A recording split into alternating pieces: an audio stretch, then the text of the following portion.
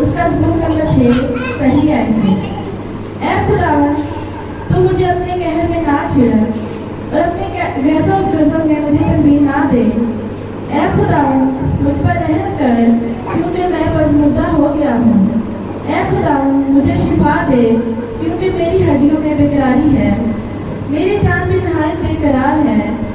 اور تو اے خداوند کب تک؟ لوٹ اے خداوند میری جان کو چھڑا، اپنی شفقت کی خاطر مجھے بچا لے، کیونکہ موت کے بعد تیری یاد نہیں ہوتی۔ قبر میں کون تیری شکر گزاری کرے گا؟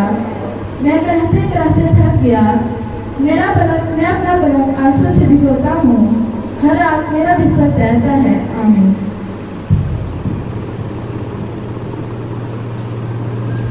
کلام خدا کے پڑھے اور سنے جانے پر خدا ان کی خاص برکت ہو گئی۔ میرے عزیزو، زبور 6 جو ہے بہت زبردست زبور ہے، اور اس میں ایک بڑی زبردست جو ایک آرزو نظر آتی ہے خدا کے بندہ داؤد کی رہائی کے لیے، بحالی کے لیے، صحتیابی اور تندرستی کے لیے۔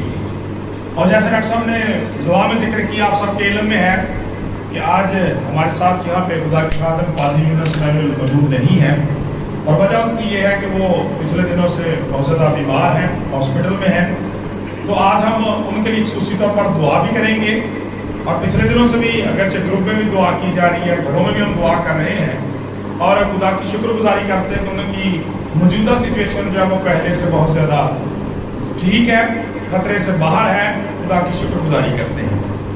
اور آج کا زبور بھی اسی لیے سلیکٹ کیا گیا کہ اس کے اندر بھی اسی کرب کا اظہار ہے، اسی دکھ کا اظہار ہے، اسی مصیبت کا اظہار ہے جس سے خدا کا بندہ دو چار ہے اور جس سے خدا کا بندہ رہائی چاہتا ہے۔ ذرا دیکھیں دوسری آیت سے ہم دیکھتے ہیں، اے خداوند مجھ پر رحم کر کیونکہ میں پس مردہ ہو گیا ہوں، اے خداوند مجھے شفا دے کیونکہ میری ہڈیوں میں بے قراری ہے۔ اے خداوند مجھ پر رحم کر کیونکہ میں پس مردہ ہو گیا ہوں، بوجھل ہو گیا ہوں، لاچار ہو گیا ہوں، بے جان ہو گیا ہوں۔ اے خداوند مجھے شفا دے کیونکہ میری ہڈیوں میں بے قراری ہے، میری جان بھی نہایت بے قرار ہے۔ اور تو اے خداوند کب تک؟ لوٹ اے خداوند میری جان کو چھڑا، اپنی شفقت کی خاطر مجھے بچا لے۔ یہ میرے عزیزو اس کا پہلا حصہ ہے جس کے اندر خدا کا کلام ہمیں یہ بتاتا ہے کہ خدا کا بندہ اپنی اس سچویشن کو، وبا بیماری کو اور اپنی موجودہ صورتحال کو خداوند کے آگے رکھتا ہے، کہ کہتا ہے کہ میں پس مردہ ہو گیا ہوں، انتہا کو پہنچ گیا ہوں، میری ہڈیوں میں بے قراری ہے۔ اور آج خدا کے خادم بھی بالکل ایسی صورتحال سے ہی دو چار ہیں، بالکل یہی سچویشن ان کے اندر بھی پائی جاتی ہے۔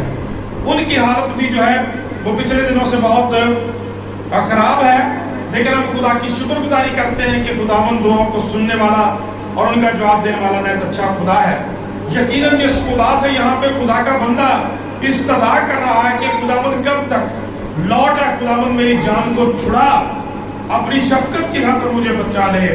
خدا کا کلام یہ بیان کرتا ہے میرے عزیزو، یقیناً وہ خدا آج بھی ہمارے ساتھ ہے، ہمارا نجات دہندہ ہے، ہمارا شافی ہے، مکتی داتا ہے، آج کل بلکہ اب تک یکساں خدا ہے، اور اس کا وعدہ ہے یہاں 2 یا 3 میرے نام پہ جمع ہو جاتے ہیں وہاں میں ان کے بیچ میں موجود ہوں۔ اور پھر بزرگ یعقوب کے خط میں ہمیں یہ تسلی دی گئی ہے، یہ تربیت دی گئی ہے، یہ سکھایا گیا ہے، حوصلہ افزائی کی گئی ہے کہ ایک دوسرے کے لیے دعا کرو۔ خدا کا کلام کہتا تم میں سے کوئی مصیبت زدہ ہو تو دعا کرے، اور لکھا ہے ایک دوسرے کے لیے دعا کرو تاکہ تم شفا پا۔ پھر یوں بھی لکھا ہے کہ راست باز کی دعا کے اثر سے بہت کچھ ہو سکتا ہے۔ اور پھر یہ بھی خداوند کا وعدہ ہے کہ جب 2 یا 3 لوگ جمع ہو جاتے ہیں میں ان کے بیچ میں موجود ہوں۔ پھر یہ بھی کہ جب وہ متفق ہو کر ایک بات کو چاہتے ہیں، ایک بات پر متفق ہو جاتے ہیں، خدا کے حضور رکھتے ہیں، تو یقیناً وہ بات خدا کے حضور ہو جاتی ہے۔ لہذا آج ہمارا اس بات پہ بڑا مضبوط ایمان ہے اور ہونا چاہیے کہ جب آج ہم سب مل کر خدا کے خادم کے لیے، پادری یونس ایمینویل کے لیے، اپنے بھائی کے لیے دعا مانگیں گے، यकीनन खुदावंद हमारी दुआओं को सुनेगा और उनका जवाब देगा। मेरे चीजों, जब हम इस ज़बूर को आगे पढ़ते हैं तो जरा खुदा के बंदा दाऊद की सिचुएशन को देखें और खुदा के कलाम के साथ, खुदा की खिदमत के साथ उसकी मोहब्बत को देखें। वहाँ कलाम के अंदर लिखा है, फरमाता है, लिखा है, क्योंकि मौत के बाद तेरी याद नहीं होती, कब्र में कौन तेरी शुक्रगुजारी करेगा। मेरे चीजों, इसका मतलब ये बनता है कि वो हमेशा खुदा का शुक्रगुजार रहा है, हमेशा खुदा के लिए काम करता रहा है, खुदा के लिए काम करना चाहता है। आपको पता है कि बुजुर्ग दाऊद ने किस कदर जंगें लड़ी खुदा के लोगों के लिए। खुदा का कलाम में ये बयान करता है कि इसके साथ साथ वो इस्राएल का शीरी नगमा साज भी था, खुदा के लिए गाने बजाने वाला भी था। और आज उसी की लिखी हुई ज़बूर की किताब जो है वो हम सब के लिए तसल्ली और तकवीत का एक बड़ा जरिया है। हमारी जिंदगी की कोई भी सिचुएशन, कोई सूरत हाल क्यों ना हो, यही ज़बूर हमारी तसल्ली और तकवीत का जरिया बन जाते हैं। चुनाचे देखें, खुदा का कलाम कहता मौत के बाद तेरी याद नहीं होती, कब्र में कौन तेरी शुक्रगुजारी करेगा। यानी ये अल्फाज जो है उसकी उस खिदमत की तरफ इशारा करते हैं जिसका जज्बा भी उसके अंदर है, जिसकी सोच भी उसके अंदर है, ख्याल इरादा उसके अंदर है। और हम खुदा के खादिम के तलक से भी ये कह सकते हैं कि मेरा शुबा वो भी खुदावंद के लिए खिदमत का जज्बा रखते हैं, खिदमत करना चाहते हैं और खिदमत करते हैं। लिहाजा खुदा के हुजूर आज इस ईमान के साथ हम दुआ मांगेंगे कि खुदावंद उनकी इस खिदमत को बहाल करे और अपनी खिदमत के लिए दोबारा से उन्हें स्टोर करे। खुदा का कलाम ये बयान करता मेरे चीजों, जब हम इस ज़बूर के अगले हिस्से में आते हैं और फिलहाल अपनी सूरत हाल को बयान करते हुए खुदा का बंदा कहता है, मैं तो कराहते कराहते थक गया हूँ, मैं अपना पलंग आंसुओं से भिगोता हूँ, हर रात मेरा बिस्तर जो है वो मेरे आंसुओं की वजह से तैरता है, मेरी आंख गम के मारे बैठ जाती है। तो जब हम अपनी सारी सूरत हाल को देखते हैं, अपनी जिंदगियों को देखते हैं, या खसूसी तौर पर इस वक्त खुदा के खादम को और उसके खानदान की सिचुएशन को देखते हैं, तो मेरे जो मजमूई तौर पर बिल्कुल इस वक्त उनकी यही सूरत हाल है कि वो आंसुओं में डूबे हुए हैं। उनके गम जो है वो बिस्तर से, उनके बिस्तर जो है वो गम से बिल्कुल पुर है और वो दुख में है, लेकिन खुदा की शुक्रगुजारी करते हैं कि हमारा निजात दहिंदा ऐसी सिचुएशन में फरमाता है, थके मांदो बोझ के दर्द को मेरे पास और मैं तुम्हें आराम दूंगा। मेरे चीजों, मतलब ये कहने का कि खुदा के हुजूर कभी भी किसी भी हालत में कोई मायूसी नहीं है। जब आप इस ज़बूर को पढ़ते पढ़ते फिर आखिर पे चले जाते हैं तो जरा इसकी 8वीं आयत को लिखे। यहाँ पे देखें क्या लिखा है, ऐसा बद किरदारों मेरे पास से दूर हो जाओ क्योंकि खुदावंद ने मेरे रोने की आवाज सुन ली है। Hallelujah, praise the Lord. देखिए, जब हमने ज़बूर शुरू किया था तो किस कदर गम है ज़बूर के अंदर, किस कदर बोझ है इसके अंदर, किस कदर कर्ब है, दर्द है खुदा के बंदा की हड्डियों के अंदर। लेकिन जैसे ही अपने उस गम को वो खुदा के हुजूर मेल देता है, अपने दुख को खुदा के हुजूर बयान कर देता है, अपनी तकलीफ को खुदा के हुजूर रख देता है, तो देखें दुआ करते ही अपने दुख का इजहार करते ही उसके अंदर किस कदर तस्कीन आ जाती है। खुदा का कलाम ये बयान करता है, वो अपने मुखालफों से कह देता है मेरे पास से दूर हट जाओ क्योंकि खुदावंद ने मेरे रोने की आवाज सुन ली है। हमेशा खुदावंद सुनने वाला खुदा है। आपको पता है कि अगरचे आज हम जिस माहौल में रहते हैं, जिस सिचुएशन में रहते हैं, जैसे खुदा का बंदा है, किसी वबा बीमारी की सिचुएशन हमें दरपेश हो सकती है, लेकिन बुजुर्ग दाऊद के लिए तो दो ही मुसीबत थी। एक तो उसका जाती दुख है जो किसी दुख तकलीफ वबा बीमारी की सूरत में है, और दूसरी फिर उसके मुखालिफ हैं जो हर वक्त उसके दुश्मन जो है उसके पीछे चढ़े रहते हैं। तो ऐसी दोहरी सिचुएशन के अंदर में, दोहरी मुसीबत के अंदर में भी वो परेशान नहीं होता, बल्कि खुदा का कलाम बयान करता है, खुदावंद को पुकारता है, और फिर मिलाकर जब वो दुआ कर चुकता है, इस सारी सिचुएशन को खुदा के आगे रख देता है, तो फिर उसके अंदर से ये आवाज आती है कि मेरे पास से दूर हो जाओ क्योंकि खुदावंद ने मेरे रोने की आवाज सुन ली है। वो अपनी वबाओं को, वो अपनी बीमारियों को, मौसमी असरात को, ब्लड प्रेशर को, वो अपनी शुगर को, हेपेटाइटिस को कह सकता है। यीशु मसीह नासरी के नाम से डांट सकता है कि निकल जाओ मेरे बदन से, दूर हो जाओ मुझसे, इसलिए कि मेरे मसीह ने, मेरे निजात दहिंदा ने मेरी आवाज सुन ली है। हालेलुया। खुदावंद ने लिखा है, खुदावंद ने मेरे रोने की आवाज सुन ली है, खुदावंद ने मेरी मिन्नत सुन ली है। और आखिर में जाके लिखा है, खुदावंद मेरी दुआ कबूल करेगा, मेरे सब दुश्मन शर्मिंदा और नहायत बेकरार हो जाएंगे। लिखा है वो लौट जाएंगे, वो दफअतन शर्मिंदा होंगे। आमीन जी। मेरे चीजों खुदा का कलाम में ये बयान करता है, कितने लोग थे, यहूदी थे, रोमी थे, बहुत सारे मखालफ थे मसीह यीशु के।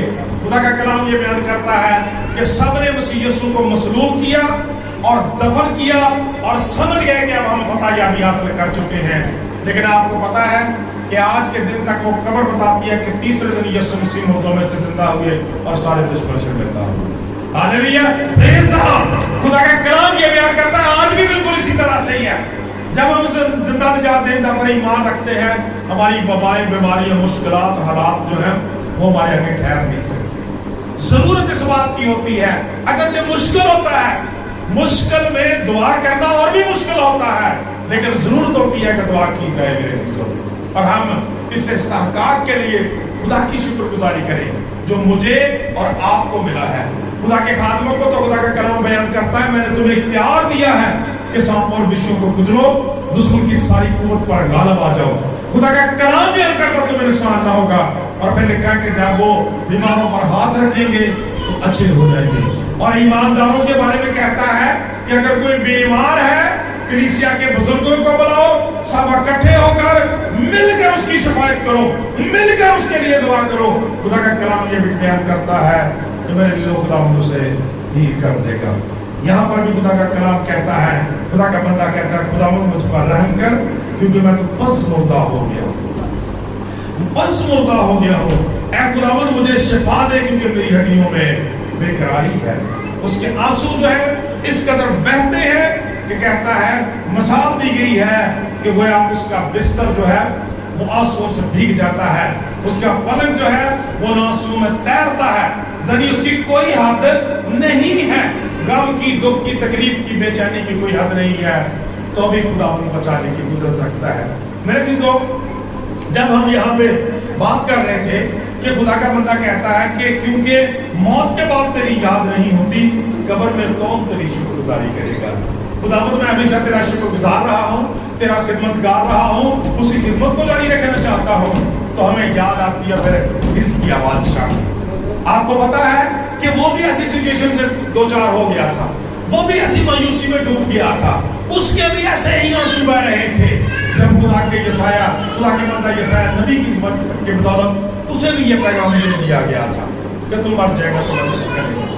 मेरे चीजों खुदा का कलाम बयान करता है, वो भी ऐसी सूरत हाल में गया, उसने भी खुदावंद को इसी तरह से पुकारा, उसने भी इसी तरह से खुदावंद के हुजूर अपनी सारी मनाजात को रखा। और फिर खुदा का कलाम कहता दोबारा से जवाब आया और खुदा का पाक कलाम बयान करता है, मैंने तेरे आंसू देखे हैं, मैंने तेरी दुआ सुनी है। यहाँ पर भी खुदा का बंदा वही कहता है, वत किरदारों मेरे पास से दूर हो जाओ क्योंकि खुदावंद ने मेरे रोने की आवाज सुन, मैंने तेरे आंसू देखे, मैंने तेरी दुआ सुनी है, मैं तुझे शफा दूंगा और तू तीसरे दिन खुदावंद के घर में जाएगा। मेरे चीजों खुदा का कलाम ये बयान करता है, यसाया नबी को खुदा ने हिकमत दी, अंजीर की टिकिया ली गई, खुदा का कलाम बयान करता है कि उस घोड़े पर लगाई गई और बुजुर्ग इसकी तंदुरुस्त हो गया, खुदावंद ने उसे शफा दे दी, 15 साल तक उसकी उम्र बढ़ा दी गई। पाक कलाम ये बयान करता है, आज भी जब खुदा के बंदा का ट्रीटमेंट हो रहा है, खुदा के खादम को खुदा के कलाम की रोशनी में इलाज के लिए भेजा गया है, हम खुदा की शुक्रगुजारी करते हैं इन सारी बातों के लिए भी कि खुदा हम सबों के लिए ऐसा मुमकिन करता है। तो अभी हमारा तवक्कुल और भरोसा खुदावंद पर है, उसकी कुदरत पर है, मसीह यीशु के खून पर है कि जब लोग मायूस हो जाते हैं, जिंदगी जीरो पे चली जाती है, आखिर नजर आती है, उस वक्त भी खुदावंद में रिस्टोर करने की कुदरत रखता है। बाइबल मुकद्दस के अंदर जब हम खुदावंद यीशु मसीह की जिंदगी को देखते हैं तो मेरे चीजों हमें बहुत सारे ऐसे वाकयात पता चलते हैं, यहाँ पर जिंदगी बिल्कुल मायूस हो जाती है। आप बुजुर्ग अय्यूब की जिंदगी को देखें, اس سے پہلے کہ ہم خداوند کی خدمت پر غور کریں، بزرگ ایوب کے ساتھ بھی یہی سچویشن ہو گئی. اس کی جب بیوی نے یہ دیکھا کہ سارا بدن اس کا جو ہے وہ پھوڑوں سے بھر گیا ہے، ناسور ہو گئے ہیں، خاندان اس کا تباہ ہو گیا، کاروبار جاتا رہا، ساری املاک تباہ ہو گئی، تو اس نے کہا اب تو خداوند کی تکبیر کرنی چاہیے، مر جانا چاہیے. لیکن اس نے کہا تو نادان عورتوں کی سی باتیں کرتی ہے، کیا ہم خداوند کے ہاتھ سے سکھ پائیں اور دکھ نہ پائیں؟ میرے عزیزوں، اس نے کہا خداوند نے دیا، خداوند نے لے لیا، خداوند کا نام مبارک ہو. مطلب یہ کہ حالات سے اگر دو چار خداوند نے کیا ہے تو پھر ہمیں ریسٹور بھی وہی کرنے کی قدرت رکھتا ہے، کیونکہ اس نے کہا تھا میں جانتا ہوں میرا مخلصی دینے والا زندہ ہے، اور پھر خدا نے ان کو ریسٹور کیا.